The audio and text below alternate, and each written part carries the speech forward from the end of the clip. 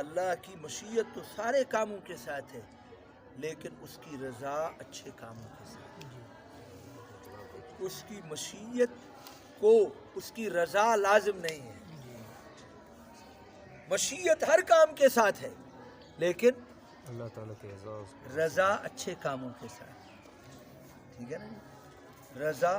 اچھے کاموں کو اچھے کاموں کے ساتھ آئی بات سمجھ۔ مشیت اللہ کی مرضی سے، اللہ کی مشیت سے کام ہو رہا ہے، لیکن اللہ کی مرضی یعنی اللہ کی رضا اچھے کاموں میں۔ باقی ان کا یہ کہنا کہ اللہ ہمیں روکتا کیوں نہیں ہے، اللہ نے تو روکا ہے انبیاء علیہ السلام کے ذریعے سے، باقی اس طرح زبردستی نہیں روکتا کہ ڈنڈے لے کر کھڑے ہو جائے فرشتے، نہ کہیں نہیں کام نہیں کرنا، یہ نہیں کرنا، اللہ روک سکتے تھے لیکن ایسا نہیں کیا۔ اس کی حکمت کا تقاضا ہے کہ اختیار باقی رہے۔ انا ہدیناہ السبیل اما شاکرا و اما کفورا انا اعتدنا للکافرین سلاسل واغلالا وسعیرا فمن شاء فلیؤمن ومن شاء فلیکفر انا اعتدنا للظالمین نارا۔ اختیار دیا ہے، اگر اضطراری ہوتا تو پھر تو سارے ہی مومن ہو جاتے اللہ کے اختیار میں۔ وَلَوْ شَاءَ اللَّهُ لَجَعَلَهُمْ أُمَّةً وَاحِدَةً، سب کو ایک ہی بنا دیتا، ماننے والے ہو جاتے۔ اضطراری ایمان وہ اللہ کے ہاں مقبول نہیں۔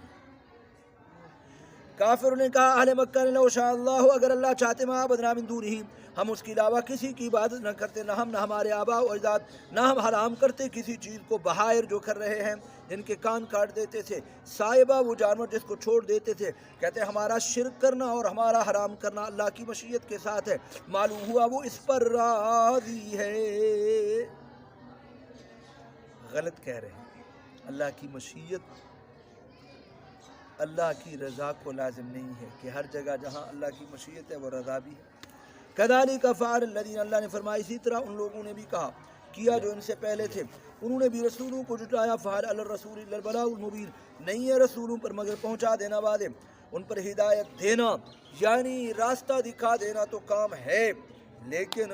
ایصال المطلوب نہیں ہے۔ وَلَقَدْ بَعَثْنَا فِي كُلِّ أُمَّةٍ رَسُولًا، حضور صلی اللہ علیہ وسلم کو تسلی بھی دینا ہے اور اللہ کی عبادت اور توحید کو بیان کرنا ہے۔ پہلے انبیاء علیہ السلام کو ہم نے بھیجا جیسے آپ کو بھیجا، ان کو بھی یہی وحی کیا، اعبدوا اللہ، صرف اللہ کی عبادت کرو، وحدوا واجتنبوا الطاغوت، بتوں سے بچ جاؤ، اوثان تعبدوا ان کی عبادت سے۔ بعضوں کو ان میں سے اللہ نے ہدایت دی، ایمان لے آئے، بعضوں کے اوپر گمراہی ثابت ہو گئی، اللہ کے علم میں ایمان نہیں لائے۔ فسیروا، تذکیر بایام اللہ کے سلسلہ میں دعوت دی جا رہی ہے، چلو کفار مکہ زمین کے اندر دیکھو کیسے ہوا انجام جھٹلانے والوں کا، یہ قوم عاد کو دیکھو، قوم سمود کو دیکھو، قوم لوط کی بستیوں کو دیکھو، کھنڈرات کو دیکھو۔ حضرت صلی اللہ علیہ وسلم کو تسلی دینا ہے، میرے محبوب آپ کیوں اتنا حریص ہو رہے ہیں؟ ان تحرس، حرس یحرس، حرص کسی کام کے اندر تمنا کرنا، اور حرص کہتے ہیں ایک دنیا کا حرص ہے جو مذموم ہے، ایک ہے نیکی کا حرص، یہ محمود ہے۔ اللہ فرما رہے ہیں میرے محبوب اگر آپ ان کی ہدایت پر حریص ہیں اور اللہ ان کو بھٹکانا چاہتے ہیں، لا تقدروا علی ذلک، حضور کو تسلی دینا ہے آپ جتنا بھی حرص کر لیں اللہ ہدایت نہ دے تو آپ یہ قادر نہیں ہے، گویا کہ یہ جواب ہے شرط کا۔ اور یہ آگے جو جملہ ہے فإن اللہ لا یہدی، وہ اس جواب شرط کے اوپر دال ہے اور اس کی دلیل ہے کہ اللہ اگر ہدایت ان اللہ، یہ تعلیل ہے جواب شرط کی، اگر آپ حریص ہوں اللہ ان کو بھٹکانا چاہے تو آپ اس پر قادر نہیں ہیں، بے شک اللہ تعالیٰ نہیں ہدایت دیتا اس کو جو بھٹک جائے، من یضل من یضل، جس کی گمراہی کا ارادہ کرنا چاہے وہ ہدایت نہیں۔ وما لهم من ناصرین واقسموا باللہ جہد ایمانہم لا یبعث اللہ من یموت، آگے جو ان کا عقیدہ معاد کے انکار کا ہے اس کو بیان کر کے اس کا جواب دیا جا رہا ہے،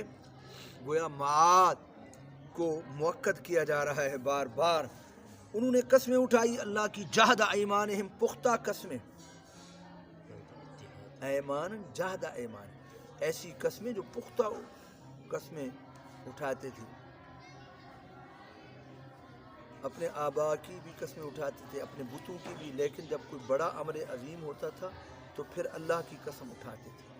انہوں نے اللہ کی قسمیں اٹھا کر پختہ قسمیں اٹھائی، لا یبعث اللہ من یموت، کہتے جو مر گئے ہیں وہ ہرگز ان کو اللہ نہیں اٹھائے گا، بلا اللہ فرمائے اٹھائے گا، وعدن علیہ حقا، یہ دونوں مصدر ہیں اور ان کی مؤکد ہیں، تاکید لائی گئی ہے، یہ منصوب ہے ساتھ فعل مقدر کے، وعد اللہ وعدن، اللہ نے وعدہ کیا ہے، حقا حقاً، اللہ تعالیٰ نے اس بات کو پختہ کیا ہے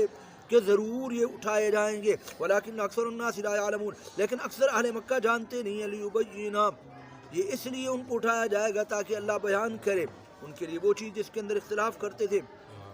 جس میں اختلاف کرتے تھے امر دین کے بارے میں، ان کو تعذیب دے، وَلِيَعْلَمَ الَّذِينَ كَفَرُوا، تاکہ کافر لوگوں کو پتہ چل جائے کہ یہ جھوٹے انکار باس میں، انما قولنا لشیء، اللہ فرماتے ہیں جب ہم کسی کام کا ارادہ کرنا چاہتے ہیں یعنی اس کی ایجاد کرنا چاہتے ہیں تو ہم کہتے ہیں کن فیکون فہو یکون، کن، ہم کہتے ہیں کن ہو جا، بس وہ ہو جاتی ہے۔ اس کا مطلب یہ نہیں ہے کہ لفظ کاف نون یہ دو لفظ اللہ کہتے ہیں، نہیں،